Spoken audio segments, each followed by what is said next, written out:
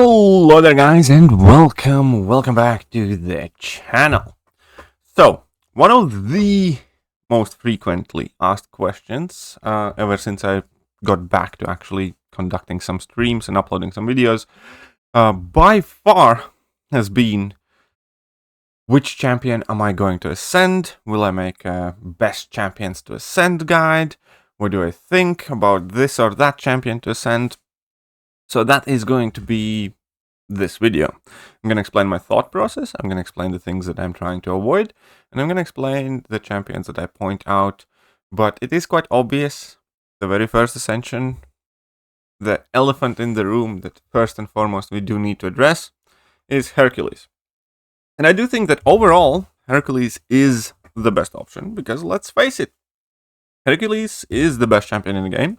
He is usable in virtually every single game mode, and he objectively would be the champion that gives you the most benefit by having more attack and more health, increasing his reach, what he can cover with immortality, and also the fact that he's probably never coming out as a 7-star unless he gets nerfed. So he's probably never coming out as a 7-star, at the very least for a very long while. So that is the best choice for, I think, most people or most average players. There are some reasons why you would want to step away from Hercules, however. One of them is if your team is active in Alliance War, because this is a great way how to differentiate your ascensions, which is something, for instance, that New Nation's trying to do, making sure that we are ascending several different types of champions, just so we do have more options for offense at a higher rank, and potentially some better defenders, again, that do not exist as a 7-stars. And that's a fair argument. Another fair point of view or thought process is, if everybody has gotten their Hercules ascended, well, it's probably going to be, forever banned in Battlegrounds, for instance. And then you're going to either have to gamble whether your opponent is going to ban the Hercules, or if both of you have ascended Hercules, which one of you is going to get it, and so on and so forth. And that, by default, kind of incentivizes you having a bit different rank up. For instance, one of the ones that I'm considering is Kingpin, because if I'm going to see somebody with ascended Hercules, I'm going to ban it, and he's probably going to have to ban my Kingpin. Thus, we're both going to free up some of the other champions that otherwise would have ended getting banned. So here we are. There are reasons not to ascend, obviously, Hercules, aside from the fact that you might not necessarily enjoy or like Hercules, and that is also a perfectly valid option. It is important to remember that at the end of the day, this is a game. You like the champions that you do, and there's nothing wrong in ascending whatever champion is your favorite. Additional thing that I think is very much so worth avoiding is the champions that do exist as 7-stars. Especially if they function relatively well at low SIG, but even if they need SIG or higher SIG, I personally am a lot more hesitant to ascend those champions. For instance, a very legitimate option for me in my situation, for my battle group, would be to ascend Juggernaut. I absolutely love Juggernaut. Juggernaut's also a tactic defender, so that would be helpful to have in war, probably. And I use Juggernaut a lot, and he would kind of fit pretty much in many different molds, and definitely would be worth considering. But the mere fact that in not too distant future from now, I could pull a 7-star Juggernaut, which I would inevitably want to take to rank 2, would kind of make it a bit of a waste to double up on these so early. Now, don't get me wrong, eventually, many of us will double up anyways, because new 7-stars are going to get released, every X amount of months.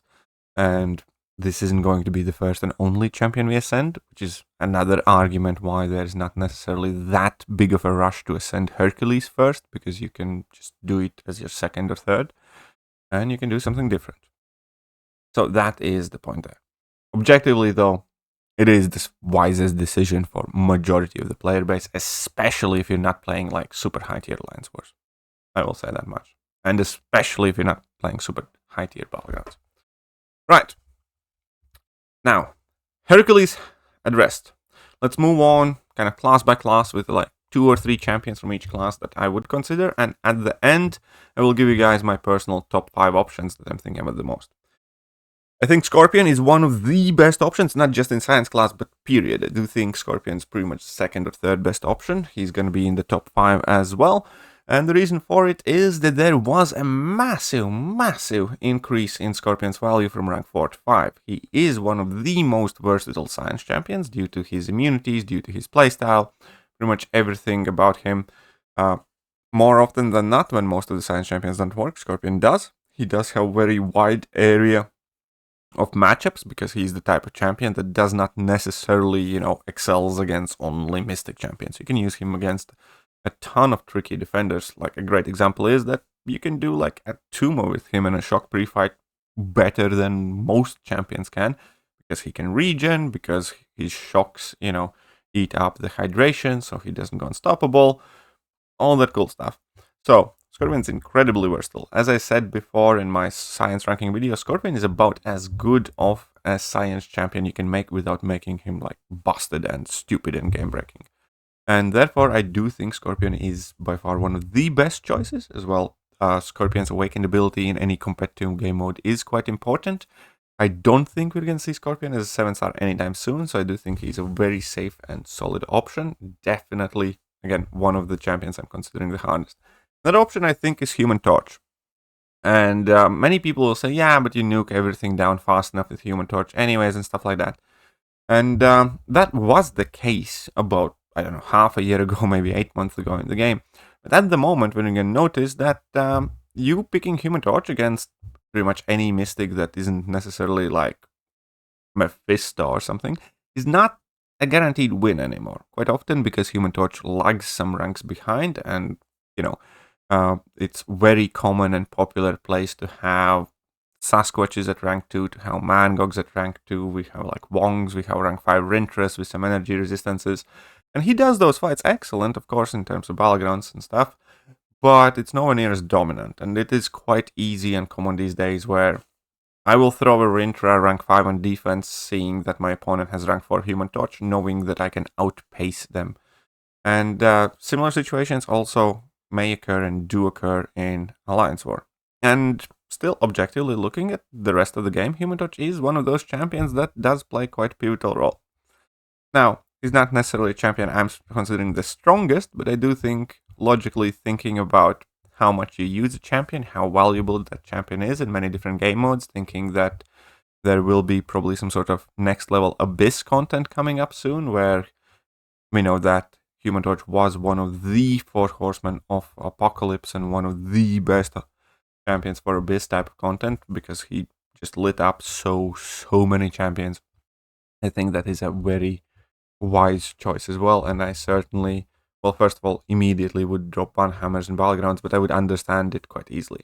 In skill class, we can start with defense first. I think out of all the skill defenders, Attuma is the one to ascend, because obviously ascended Attuma could have some utility on offense as well. I believe Fintech has been relatively successful using him on attack at times also, by learning a few tricks, but most importantly, because Attuma is effectively either you have a perfect counter, or you can take some guaranteed damage. And his value and his scariness is directly proportional to his size. Like, when you're taking somebody like Rintra or Sasquatch, there is a lot of room to mess up. There's Mystic Dispersion to, keep an eye out for. There is the Unstoppables for both Sasquatch and Rintra after like special attacks or when they're in corner and so on and so forth. Attuma doesn't really have much in terms of level of difficulty in the fight. The value of Attuma as a defender directly lies in the damage that you're taking back. And making him tankier will effectively mean that even most of the relatively good counters will just do so much poorer. So if you are focused on battlegrounds, if you're focused on Alliance War and stuff like that, I do think Attuma Ascension makes a lot of sense. Offensively speaking, I think Kate is one of the best options to ascend. Because Kate has a lot of matchups that she can do. Now, again, in terms of battlegrounds, she does not necessarily have the highest damage output. It's up there, but what you're looking for in an ascended champion is not just how well the champion does necessarily each individual fight, but also how many different fights and matchups a champion can do, and Kate absolutely proved herself, for instance, in Grandmaster Gauntlet, where she could solo flat out like, what, 7, 8, 9 fights out of 20? That's a lot for a single champion. That's borderline Hercules territory. And it's similar in Battlegrounds. You can bring in Kate against Dr. Doom, you can bring in Kate against Korg, if you know how to play that matchup. You can bring in Kate against Mystics, you can obviously bring in Kate against Science Champions. So ascending Kate does make a lot of sense. She is one of the best champions of the year for a very good reason, and I think her build and, utility makes perfect sense to move her up as one of the candidates to ascend. I also do think that Nick Fury, however, is ultimately even better option to ascend, and the reason for it is, again, if you're not focusing on Battlegrounds, if you're not focusing on Alliance War, again, your best option is probably going to be Hercules. So when I'm going to be speaking about several of these champions, I will automatically assume that you do care about Battlegrounds or something like that. Otherwise, I will, again, just refer you to the very beginning of the video. Do Herc and be done with it type of situation. And if you do care about Battlegrounds, well, then Nick is in like every single meta just because of his defensive value. We had Danny Moonstar that was meant to be a Nick Fury killer, but she's kind of struggling with that. And yes, we have like Toad and Penny, but otherwise, the value of Nick is directly proportional to his size compared to the most highest damage dealers.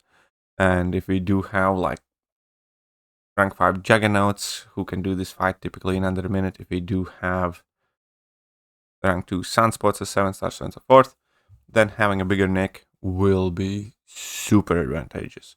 How many times there haven't been situations where, you kind of race your opponent? You place Nick, they place Nick, or you both have drafted Nick, because he is that common. He's one of those stable champions. And additionally, I do think a lot of people underestimate Nick on offense, especially if you're running deep wounds. And as an attacker, Nick holds much, much more value than people give him credit for these days, just because of how used to people are placing him on defense. But he still is an absolute beast of a questing champion. He's still great for Alliance War, attack and defense. And obviously, he's great for Battlegrounds, especially for defense, but also very good for attack. So he kind of fills the most important criteria, which is how many game modes, how often you could be benefiting from it. And Nick, you'd be benefiting from a very, very, very, very long time. So I do think Nick is a solid option. Moving on, Kingpin. Kingpin pretty much has the same explanation as ever. Kingpin works everywhere all the time. He has been the whitelisted and blacklisted champion in Alliance War, signifying that he is one of the key attackers in Alliance War. You can see him as a defender doing greatly. Vast majority of the metas, you can use Kingpin on attack in Battlegrounds, and he's much more formidable as a defender. He's one of the best questing champions as well, with his sustainability, with his versatility, and he is in my top 3 considerations personally also. And he was my first rank 5 for a reason.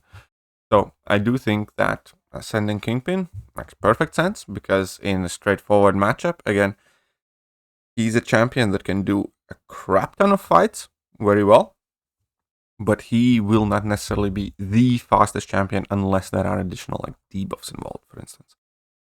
Therefore, giving him more damage makes perfect sense in my head, because I have done, let's say, Rintra with my Kingpin. And you can do it, it takes a while. If you can do that type of fight faster, you just open so many doors for yourself. And I, again, put quite a lot of value to that. And again, I don't think we're going to see a 7-star Kingpin anytime soon, because he's that good. Moving on to mutant class, I think Kitty makes the most sense overall, because Kitty is extremely versatile. She does have high damage output, and she does have like very set rotations where you go for level 1 or level 2. Having ascended Kitty in many situations, in plenty of matchups, will let you forego throwing the level 1 and thus having to ramp twice. So that should give you a very, very significant advantage. And Kitty has a very similar story to where she works in Battlegrounds more often than not. She can be an annoying defender, and her biggest problem is that she's somewhat squishy, and ascending her would potentially help to mitigate that. It'd be much scarier to take her on. She's definitely one of the, Alliance War staple attackers. She's also incredibly powerful, especially when synergized up for questing and things. Again, as evidenced with, for instance, Grandmaster Gauntlet. So I do think in Mutant class, if you do like Kitty, she's a very, very strong contender. And again, I wouldn't be surprised seeing a lot of them. Havoc, this might be a bit of a bias pick, but I think Havoc stock has been rising and rising and rising. I think this is like the most inopportune moment or month to praise Havoc because of the Battlegrounds meta being so directly connected with tech champions and, punishing prowess effects if you're gaining and stuff like that. So overall, however, Havoc's been appearing more and more in Alliance War. Havoc's been absolute menace for much of Battlegrounds, and I do still think that people sleep on him. So I do think that Havoc is a very solid pick if you're not somebody that likes Kitty. Now, obviously, there is another champion that is not everybody's cup of tea, but I think holds plenty of value, which is Omega Red. And Omega Red's key factor is how much base damage you can do, and this would improve your spore damage. And he's extremely versatile offensive champion. Now, let's face it, again, the train has kind of shipped for Omega Red in majority of the questing department because he's extremely atypical mutant. There's no prowess, you don't really care for your special attack damage, stuff like that, but you do care a lot about your death for damage, and this would improve that, which would enable you to be faster. And Omega Red is always one of those scary attackers when in hands of a skilled player. I did add him here. I don't want to talk about him too long because if you are an Omega Red expert and experienced player, you probably don't need my advice on this. Moving on, and the last point is I do think Archangel, again, Archangel has a very, very similar story that I explained with Human Torch. It used to be when if opponent can Archangel something, they're probably going to win that round. Now, with more and more crazy attackers, with some nodes gaining power, with, us having sussed out the matchups more, with the typical defenders that Archangel, gets used for, being more often than not higher rank than he is, it's not necessarily that guaranteed win that it used to be. For instance, I more often than not don't even ban Torch and Archangel anymore, which used to be something that I did every single Battlegrounds match. Like 99% of the time I used to ban these guys. But now, when we have a lot of 7-star rank 2s, when we have 6-star rank 5s, Archangel and Torch just seems to be lagging behind. So if you do ascend your Archangel, you will effectively ensure that your opponent's gonna ban him all the time, everywhere, always. Or they're gonna lose the round whenever you get to use Archangel. So that is about as desired result as a Battlegrounds player can have. So that is an argumentation for both Torch and Archangel. Moving on to tech class, I think Future AntMan makes a lot of sense because Future AntMan often tethers on verge of being able to finish a fight with just a level 2 or having to throw a level 1. And obviously he's quite versatile, he's many people's favorite, has dual purpose, he's going to become much more formidable as a defender as well if you do ascend him. It does make plenty of sense, and unlike Havoc, for instance, he has the opposite effect right now where you would be gaining a especially high amount of value ascending Future AntMan right now because of the Battleground season being tech champion themed, and he synergizes extremely well with the attack tactic in Battlegrounds. So,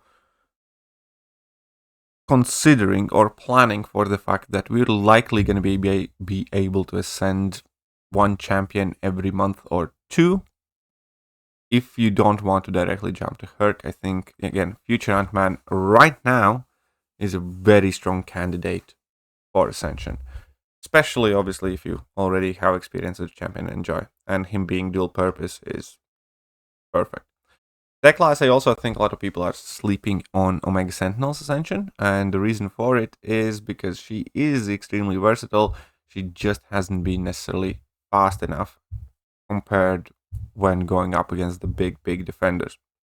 She is one of the Alliance War staple attackers due to her nullify immunity as a tech champion and access to heal block and miss bypass and so on and so forth. And there is an extra point.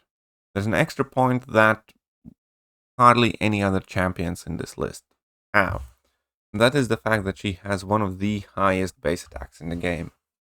And if you obviously have any familiarity with the math, means that 20% increase from 5,200 is significantly higher than, let's say Kate's 4K increase, or, Kingpin's 4K increase or something like that. Or, here we go, 380. So you can see, comparatively speaking, Omega Sentinel has really high base attack, which is the reason why she benefits so highly in damage department from running recall masteries. And Ascension kind of works in the same manner, where just giving her that base attack boost will increase that number by that much more than it would for virtually any other champion in the game. So her damage output would be significantly better. So just to point that out, found that worthwhile. Okay, I want to move on. Nimrod, again, one of the best tech champions. He's plenty good on defense as well. He is more or less a staple in every game mode. The only thing speaking against him right now would be the fact that Kabam is trying to commit a hate crime on him in Alliance War. But still, he's virtually always there, and I think a very, very stable pick. Moving on to Cosmic class, CGR.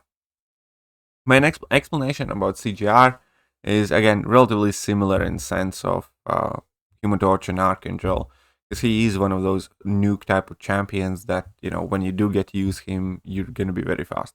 The problem, again, once more, the fact that vast majority of the time, CGR now is getting to deal with, let's say, rank 2 Killmonger. And so often when I drop my Killmonger in defense and I see opponent has rank 4 CGR, I do it with a relatively, little worry, because I know he's still going to take time just because of how massive the Killmonger is, and, it's not going to be like an automatic loss. And that's kind of like a super important thing I think a lot of people are missing out on. Whereas we're bulking up our dual purpose champions, we're bulking up X amount of most popular champions, and we're definitely, again, increasing the rank and the health pools of our defenders. And the champions that used to be these incredibly scary offensive nukes are becoming less scary just because they're on average falling behind in ranks. So I do think CGR is, again, relatively solid consideration, especially if you are familiar with him. In Cosmic class, aside from Hercules, which is obvious choice, again, if you don't care particularly much about Alliance War competitively, and if you don't care particularly much about Battlegrounds, go Herc. But Gallant makes the most logical sense, because his usability has been always kind of tuned to short to medium fights, and he basically has the amount of damage that he can do. My rank 5 Gallant does about, I think, 230k max at 999 charges. And then if you need to do the whole ramp up again, that's like a significant hassle and drastic increase in the fight duration. And not to mention that if you have to deal with regen, it's often whether Gallant has enough reach or not, because meanwhile opponent can regen it all back up. Part of Gallant's massive utility comes from the fact that you deliver a huge chunk of damage like immediately, and it can bypass a ton of abilities. And ascending Gallant will just increase the amount of champions that he can nuke down the way he does, and that again is super important for him, because defenders are becoming bigger and bigger and fatter with the Sasquatches, Mangogs and stuff. So Gallant does make the most logical sense in Cosmic class. Moving on to Mystic class, I think Absorbing Man makes the most sense, because Absorbing Man is objectively, I'd say, the most versatile Mystic champion, the Mystic champion that can do most matchups. Not well, and that is the part where you would need to send him, because Absorbing Man, in a great matchup, he's amazing and fast, and he has a ton of damage. In a vanilla matchup, he's relatively mid. If you don't have any buffs that feed your Mystic Dispersion and pause your stances and stuff like that, he's a bit tricky to play. But even if you play him perfectly, he's not that fast. And that, again, is one of the things that kind of hold him back a bit, which makes him balanced. He is, in my opinion, the best champion of the year, but he's not necessarily like the fastest sprinter, the nukiest type of champion in a generic matchup. He's not bad, he's not slow, but unless, again, there are buffs expiring or armor breaks involved or immunities involved, he's going to be relatively slowish. And Ascension will help a lot with that. Additionally, it will also make him significantly more formidable as a defender, because he's a dual-purpose champion. Therefore, if you are confident with your AntMan, I do think that AntMan is up there, and especially in Mystic class, he's definitely up there. Moving on, Dr. Doom, there's absolutely nothing wrong in ranking up Dr. Doom or Tigra, because again, Tigra is more often than not observed punching up again against 7-star rank 2s and stuff like that, and she's absolutely devastating as an attacker and one of the best attackers we have in game. But the chip damage adds up, that matters more than ever now, so increasing her health pool will be super helpful. And again, just the mere fact that you're using rank 4 Tiger often against rank 5 defenders or 7-star rank 2s, and that's going to carry on. So I do think that Tiger is yet again champion that needs super high sig, that we're unlikely going to see as a 7-star anytime soon, so I think it's a solid pick. And the last one, as a defensive, specifically picked champion, would be Mephisto, because Mephisto is one of those problem champions where unless opponent has Human Torch, he's going to be a problem, at least to a degree. Even if opponent has some relatively decent counters, giving him more health, giving him more regen when his health gets low, and increasing the damage his incinerates do, will have a very drastic impact. And again, he's one of those champions that you see virtually all the time that you have to go up against. So, if you are defensively minded, that would be my pick for the Mystic class. And again, as I promised, I do have my top 5, and my top 5 is pretty much as follows. Hercules is the no-brainer option for majority of the people. I think Scorpion, I'd probably even put as the second most logical pick. Kingpin, just purely based on the fact that he does put in a ton of work in every game mode. And again, he's a beast. Absorbing Man, for the reasons that I just explained. Dual purpose champion. Again, definitely could use some extra damage, and he's arguably the most versatile Mystic champion. And then if you do run deep wounds and potentially can use Nick Fury offensively, I'd go put Nick Fury as 5th. If you don't, then I'd put Kitty, if you're confident with her. If neither one of those are options, then I'd put probably future AntMan there, due to his convenient timing. So I would put future AntMan as splitting there with Nick Fury, Kitty, depending on your individual situations. Right, so this has been quite a lengthy video, but nonetheless, I hope that you guys stuck around for it. And if you did, then, would be awesome if you hit that like button. I'm going to catch you guys soon. Bye-bye.